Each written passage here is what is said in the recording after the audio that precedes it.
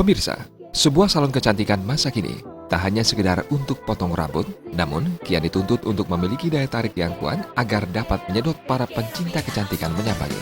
Di dalam salon itu sendiri memang banyak menawarkan penyempurna penampilan yang akan mewujudkan ekspektasi para pencintanya. Banyak salon tak hanya mengandalkan beragam servis, namun perlu juga ditunjang dengan fasilitas lengkap, produk yang berkualitas, juga tenaga ahli profesional yang mumpuni, serta suasana dan kenyamanan. Hal ini juga yang dimiliki salah satu salon kecantikan bernama Christopher Salon.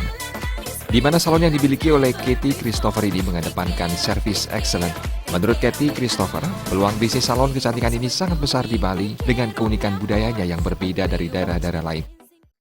Di sini memang istimewanya saya pilih Bali karena apa? Pertama, Bali itu budayanya sangat kental sekali dibandingkan dengan daerah-daerah yang lain ya. Jadi untuk di sini memang saya merasa spesial sekali di sini karena ya itu tadi yang saya bilang, budayanya, terus masyarakatnya, terus teman-teman kita juga kebetulan banyak sekali yang Bali itu tempat tujuan kalau saya bilang.